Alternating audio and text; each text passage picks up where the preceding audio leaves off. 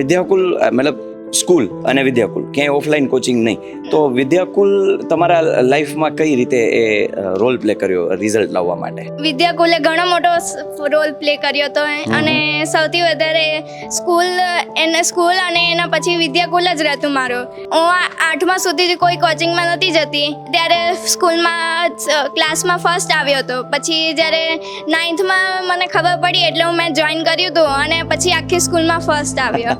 One last message સ્ટુડન્ટ્સને તું શું આપવા માંગીશ? કે હિરેન સરની જે વાત છે, હાર્ડ કશું નથી, હાર્ડ વર્ક કરવું જોઈએ એ ધ્યાન રાખીને પછી હાર્ડ વર્ક કરવાનું, એની સાથે સ્માર્ટ વર્ક સાથે જે આપણે બધું ગણવાનું ને એ બધું કરીએ તો આપણે સારા માર્ક લાવી શકીએ. નમસ્કાર વિદ્યાર્થી મિત્રો, કેમ છો? મજામાં? વિદ્યાકુલ ગુજરાતીમાં આપ સર્વનું હાર્દિક સ્વાગત કરવામાં આવે છે.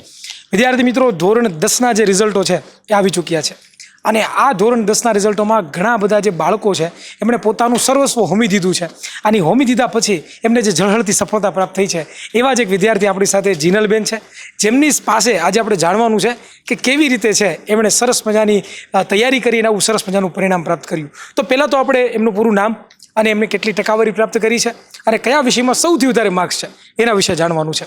તો જીનલબેન, જણાવો તમારું પૂરું નામ, કયા વિષયમાં તમારા સૌથી વધારે માર્ક્સ છે અને તમારી ટકાવારી. મારું નામ જીનલ ટીમાણિયા છે. હું ધોરણ 10માં અભ્યાસ કરતી હતી અને મારે 99.53 PR છે અને 95.33% છે. મારે સૌથી વધારે સંસ્કૃતમાં 100માંથી 100 આવ્યા છે. પછી ગણિતમાં 99 છે. અરે વાહ, શાબાશ. અહીંયા હું એડ કરીશ કે બેઝિક કે સ્ટાન્ડર્ડ મેથ્સ હતું. સ્ટાન્ડર્ડ મેથ્સની અંદર 99 માર્ક્સ પોતે પ્રાપ્ત કર્યા છે. એટલે આમ તો જોવા જઈએ ને તો આ સૌથી મોટી અઘરી બાબત કે જેમાં એ 99 માર્ક્સ લેવા છે. અને સંસ્કૃતની અંદર, ભાષાના વિષયોની અંદર 100 માર્ક્સ. તો આવું કેમ? સંસ્કૃતની અંદર 100 માર્ક્સ, સ્ટાન્ડર્ડ મેથ્સની 9 માર્ક્સ, એના માટે કંઈ વધારે કંઈ એક્સ્ટ્રા પ્રેક્ટિસ કરતા? એના માટે વિશેષ શું કરતા તમે? સંસ્કૃત માટે હું ડેલીનું મારું ટાઈમ ટેબલ બનાવ્યું હતું. એમાં સંસ્કૃતને 1.5 કલાક ફાળવ્યો હતો અને એમાં જે વ્યાકરણને એના પર વધારે ધ્યાન આપ્યું હતું.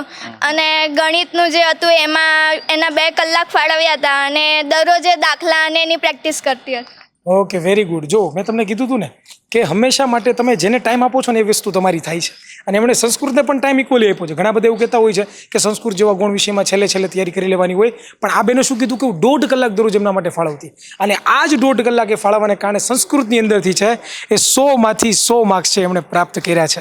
હજી આગળ પણ એમની સાથે આપણે ચર્ચા કરવી છે. અને બીજો નેક્સ્ટ મારો સવાલ જીનલબેન એવો છે કે આખું વર્ષ દરમિયાન કેવી રીતનું ટાઈમ ટેબલ લેતું, કેવી રીતે બધા વિષયની તૈયારી કરતા? મારું ટાઈમ ટેબલ નોર્મલી હતું. સ્કૂલેથી પછી ઘરે આવું એટલે દરેકને 1-1 કલાક ફાળવતી અને જે અઘરો સબ્જેક્ટ કે કોઈ અઘરો ટોપિક હોય તો એને થોડો વધારે ટાઈમ આપતી હતી. બરોબર, સરસ. તો મારે તમારી પાસે જાણવું છે કે તમે સ્કૂલે તો જતા, બરોબર, ત્યાર પછી ઘરે આવો તો કંઈ ડાઉટ થાય તો ડાઉટ કેવી રીતે તમે સોલ્વ કરતા? સ્કૂલે જતી હતી ત્યારે કોઈ ડાઉટ થાય તો હું ત્યારે જ પૂછી લેતી હતી કે કંઈ ડાઉટ હોય તો. અને જો ઘરે આવી ગયા પછી રિવિઝનમાં કોઈ ડાઉટ થાય તો વિદ્યાકુલમાં કે હું કોઈ બીજા કોચિંગમાં નથી જતી એટલે વિદ્યાકુલને પૂછી લેતી, નહીં તો બીજે દિવસે સ્કૂલમાં જ પૂછી લેતી. ઓકે. અહીંયા એ ગુણ કેળવવાનો છે કે જ્યારે તમને ડાઉટ્સ થાય ને ત્યારે પૂછવાની આદત રાખો. વિદ્યાર્થીઓ પૂછતા શરમાય છે, વિદ્યાર્થીઓ પૂછતા ડરે છે. એના કરતાં બેટર છે કે જો તમને કંઈ પણ ડાઉટ છે, કંઈ પણ ક્વેશ્ચન રહી જાય છે તો તરત પૂછી લો. બેન છે એ ડાઉટ્સ એમ કહેવાય ને કે ઘરે લઈને ન આવતા. હું હંમેશા કહું, ડાઉટ્સ ક્યારે ઘરે લઈને ન જતા. ડાઉટ્સ છે ને તમે ત્યાં ક્લિયર કરો. ઓકે, વિદ્યાકુલ મતલબ સ્કૂલ અને વિદ્યાકુલ ક્યાંય ઓફલાઈન કોચિંગ નહીં, તો વિદ્યાકુલ તમારા લાઈફમાં કઈ રીતે એ રોલ પ્લે કર્યો રિઝલ્ટ લાવવા માટે? વિદ્યાકુલે ઘણો મોટો રોલ પ્લે કર્યો હતો અને સૌથી વધારે સ્કૂલ અને એના પછી વિદ્યાકુલ જ રહેતું મારું. ઓકે. તો જે કંઈ બી ડાઉટ કે કંઈ એક્સ્ટ્રા હોય એ બધું વિદ્યાકુલમાં થઈ. ક્યારથી જોઈન હતી તું વિદ્યાકુલમાં બેટા? હું 8મા સુધી કોઈ કોચિંગમાં નહોતી જતી, ત્યારે સ્કૂલમાં ક્લાસમાં ફર્સ્ટ આવ્યો હતો. પછી જ્યારે 9થમાં મને ખબર પડી એટલે મેં જોઈન કર્યું હતું અને પછી આખી સ્કૂલમાં ફર્સ્ટ આવ્યો. ઓકે, એટલે મતલબ તું 9થથી જ કમ્પ્લીટ છે, જોઈન છે. ઓકે, કયા ફીચર છે જે તને ખબર છે કે એપ્લિકેશનમાં જે વિદ્યાર્થીઓને ખબર હોવી જોઈએ? એક તો એઆઈ ડ્રોનાવાળો છે એમાં સવાલ પૂછે અને એ ડ્રોના આપણને જવાબ કહે છે એ છે. પછી એક નોટ્સવાળો છે એમાં બધી નોટ્સ મળી જાય છે. ઓકે, અહીંયા ખાસ એ જણાવીશ કે જે દ્રોણા જે અમારું જે છે એ એઆઈ છે અમારી એપ્લિકેશનનું, આર્ટિફિશિયલ ઇન્ટેલિજન્સ, કે જેમાં તમે ક્વેશ્ચન પૂછો છો અને દ્રોણા છે એ તમને જવાબ આપશે. તો યસ, આ અમારી એપ્લિકેશનનું ફીચર છે. પ્લસ નોટ્સ, અમે જે લેક્ચર લઈએ છીએ એની ક્લાસ નોટ્સ છે એ તમને મળી જાય છે. બોર્ડ વર્ક જે થયેલું છે એ તમને મળી જાય છે. એટલે જ્યારે રિવિઝન ટાઈમને તમને કંઈ નથી સમજાતું, કોઈ દાખલાનું સ્ટેપ નથી સમજાતું, કોઈ ક્વેશ્ચન નથી સમજાતું, તો તમે એ નોટ્સનો ઉપયોગ કરી અને એ સમજી શકો છો. યસ, કઈ બેચમાં હતી તું બેટા? જ્યારે 9thમાં હતી એમાં બેચ હતી એમાં, અને 10thમાં ટોપર બેચમાં હતી. ઓકે, તો ટોપર બેચ, અહીંયા ટોપર બેચની વાત નીકળી જ છે તો કહી દઉં કે ટોપર બેચ છે ધોરણ 9, 10, 11, 12 માટે લાઈવ થઈ ચૂકી છે. તો આજે જ સંપર્ક કરો. હજુ એ ન જોડાયા હોય તો દીકરી શું કહીશ? કદાચ કોઈ ન જોડાવા ઈચ્છતા હોય અને એમ વિચારતા હોય કે આમાં જોડાવું કે ન જોડાવું, તો તું શું કહેવા માંગીશ? મારે પણ સ્ટાર્ટિંગમાં એવું જ હતું, પણ પછી મેં જોયું તો મને ઇન્ટરેસ્ટ થયો અને પછી મેં જોડાઈ હતી. તો તમારે બી કોઈ એવું થતું હોય કે જોડાવ કે નહીં, તો ચોક્કસ જોડાજો. અને એમાં ફ્રી લેક્ચર બી હોય છે, એ જોઈન કરીને પછી તમે પેડ કરી શકો છો. તમારા ફાધરને આપો. નમસ્કાર સર. નમસ્તે. આજે તમે શું અત્યારે બાય પ્રોફેશન શું છે તમારું કામકાજ? મેં બેચલર ઓફ ફાર્મસી કરેલું છે. અચ્છા, બી. અને ઝાયડસ કેડિલા કંપની છે, એમાં મારે as a QA manager job છે. Okay, great. હવે એજ્યુકેટેડ પર્સન છો તમે, તો આજે ઓનલાઈનના માધ્યમથી ઘણા બધા વાલીઓ અને વિદ્યાર્થીઓ જોઈ રહ્યા છે.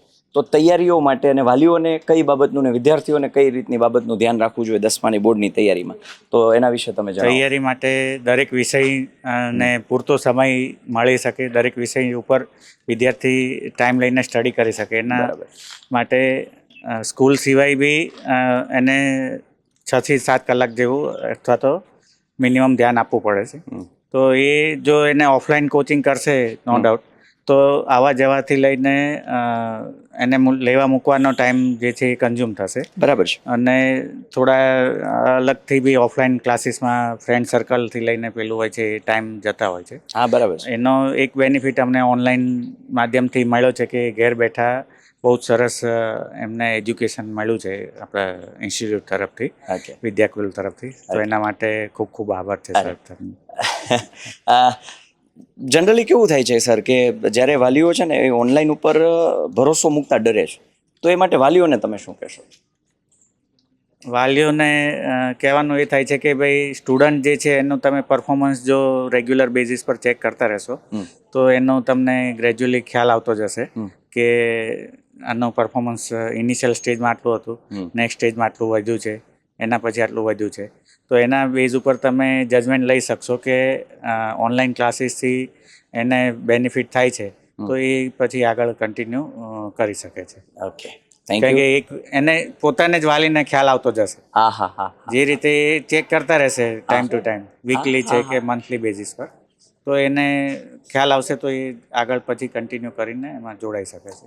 બેનને માઇક હેન્ડ ઓવર કરો. બેન, વિષય વાઇઝ તમારી તૈયારીઓ કેવી હતી? અલગ અલગ કોઈ ટિપ્સ કે છોકરાઓને આપવા માંગતા હોય? એસએસમાં અને વિજ્ઞાનમાં તો મોસ્ટ ઓફલી આપણે સમજ્યું અને એ રીતે જ મેં લખ્યું છે આન્સર ને એ બધું, તો એમાં વધારે ફાયદો થશે કે આપણે સમજ્યું હશે અને આપણે એ રીતે લખીશું એની ભાષામાં, તો મૌલિકતાથી વધારે એનો માર્ક મળી શકે છે. ઓકે, પછી ગણિત જેવા વિષયોમાં? ગણિતમાં તો મોસ્ટ ઓફલી એને દાખલાને જોવાના નહીં પણ એને ગણિત ગણવાની પ્રેક્ટિસ કરવી પડશે. અને સૌથી વધારે એને જેટલા ટાઈમ હશે એટલો વધારે ગણવાની પ્રેક્ટિસ વધારે કરવાની. Okay, great. ગણિત વિષય છે એ ગણવાનો છે, બરાબર? ગણિત વિષય છે, ગણવાનો વિષય છે, તો યસ, ગણિતની ગણતરીઓ કરશો તો ગણિત ફાવશે. બાકી ગણિતને જો જોઈએ રાખશો, વાંચે રાખશો, તો ગણિતમાં તમે જોઈએ એવી સફળતા નહીં મળે. સફળતા મેળવવી છે તો ગણિત ગણવું પડશે. બેટા, એવી કોઈ બીજા જે વિષયો, માન કે તને કોઈ અઘરો લાગતો હોય ને એને તે સહેલો બનાવવા માટે કોઈ? ગુજરાતીમાં ને એમાં અમુકમાં વ્યાકરણમાં ભૂલ થતી હતી, તો એમાં એને વ્યાકરણમાં વધારે ધ્યાન આપ્યું હતું મેં. અને જે નાના નાના કન્સેપ્ટ હોય એ ક્લિયર કર્યા, વધારે એના MCQ ને એ બધું સોલ્વ કર્યું. એ તો ગુજરાતી ને એમાં જે વ્યાકરણ હોય એ સહેલું થઈ જાય. ઓકે, વન લાસ્ટ મેસેજ સ્ટુડન્ટ્સને તું શું આપવા માંગીશ? કે હિરેન સરની જે વાત છે એ હાર્ડ કશું નથી, હાર્ડ વર્ક કરવું જોઈએ એ ધ્યાન રાખીને પછી હાર્ડ વર્ક કરવાનું અને એની સાથે સ્માર્ટ વર્ક સાથે જે આપણે બધું ગણવાનું ને એ બધું કરીએ તો આપણે સારા માર્ક લાવી શકીએ. ગ્રેટ. યસ, આ હતું. આજે બરોડામાં છીએ, બરાબર, અને ફતેગંજ એરિયામાં છીએ, અને ત્યાંથી આ સ્ટુડન્ટ 9મા ધોરણથી એટલે કે 2 વર્ષથી લગાતાર ઓનલી સ્કૂલ અને વિદ્યાકુલ સાથે કનેક્ટેડ હતી, અને એણે આટલી જ્વલંત સફળતા પ્રાપ્ત કરી છે. બદલ પહેલાં તો ખૂબ ખૂબ અભિનંદન. અને આવી જ રીતે કોઈ નવી જગ્યાએ આપણે મળીશું એ પહેલાં હું આપ સૌને એક ઇન્વિટેશન આપવા માંગુ છું કે 18 તારીખ એટલે આજે રવિવાર છે, નેક્સ્ટ સેટરડે આવતા શનિવારે આપણે સુરતમાં વિદ્યાર્થી સન્માન સમારોહનું કાર્યક્રમ આયોજન કર્યું છે. એટલે આપ સૌ ત્યાં ઉપસ્થિત રહેશો. ત્યાં અમારે બેનને, દીકરીને સન્માનિત કરવી છે. આટલું સરસ એણે જે પરિણામ હાસિલ કર્યું છે, તો ચોક્કસથી જરૂરથી પધારજો. સવારે 9 વાગ્યાથી આપણું એ કાર્યક્રમ છે શરૂઆત થવાની છે, બરાબર. તો હાર્ટલી ઇન્વાઇટ્સ યુ. અને બસ આવી જ રીતે કોઈ નવી જગ્યાએ, નવા મુકામે, નવા લોકેશન પર, નવા સ્ટુડન્ટ સાથે, નવી સ્ટોરી સાથે, નવી ટિપ્સ એન્ડ ટ્રિક્સ સાથે ફરી પાછા મળીશું. હું અને હિરેનભાઈ આ વચ્ચેથી રજા લઈ રહ્યા છીએ. ફરી પાછા મળીશું. ત્યાં સુધી બાય, ટેક કેર, જય હિન્દ, જય ભારત, ભારત માતા કી જય, વંદે માતરમ, જય જય ગરવી ગુજરાત.